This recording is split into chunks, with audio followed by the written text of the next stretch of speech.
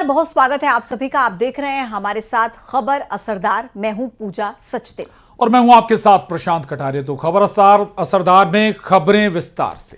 कांग्रेस नेता सलमान खुर्शीद इन दिनों अलग अलग देशों में घूमकर भारत के ऑपरेशन सिंदूर की गौरव गाथा सुना रहे हैं। लेकिन ऑपरेशन सिंदूर को लेकर देश में चल रही सियासत पर उनका दर्द छलक आया। सोशल मीडिया प्लेटफॉर्म एक्स पर उन्होंने पोस्ट किया है। अपनी ही पार्टी के नेताओं से उन्होंने कुछ सवाल किए हैं। ये रिपोर्ट देखिए। The call came from the DGMO of Pakistan and it came to the DGMO of India and we stopped when they said let's stop.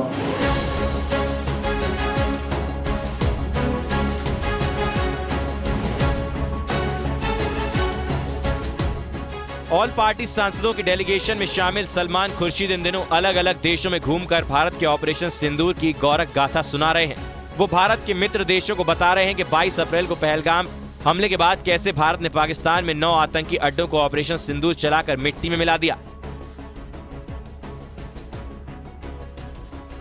Salman Khurshid की टीम को हर देश का साथ मिला और हर देश ने आतंकवाद की लड़ाई में भारत का साथ खड़े होने का जज्बा दिखाया। लेकिन सलमान खुर्शीद को शायद अपने ही देश में अपनों का साथ नहीं मिल रहा है। शायद इसलिए सलमान खुर्शीद ने अपनी पीड़ा जाहिर करते हुए कहा कि वो भारत सरकार का विरोध करने के लिए डेलीगेशन के साथ विदेशी दौरों पर नहीं है।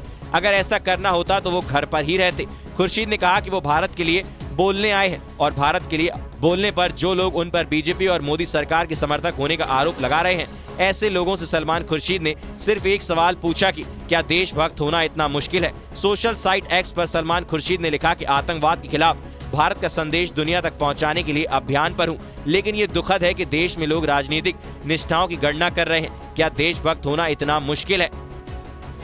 ऑपरेशन सिंदूर को लेकर कांग्रेस सांसद सलमान खुर्शीद और शशि थरूर दोनों नेता विदेशों में बड़ी मजबूती के साथ अपनी बात रख रहे हैं और ऑपरेशन सिंदूर के लिए केंद्र सरकार की तारीफ कर रहे हैं। सलमान खुर्शीद से कांग्रेस पार्टी इसलिए खफा है क्योंकि उन्होंने इंडोनेशियाई थिंक टैंक और शिक्षाविदों के सदस्यों के साथ बातचीत में मोदी सरकार की तारीफ कर दी थी।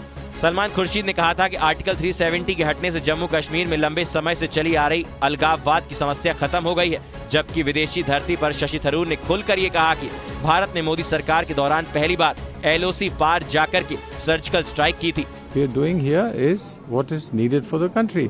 Today what is needed is a single voice to speak in favor of the nation. Question that has to be asked of those who are putting out tweets and saying things that I believe are not very encouraging.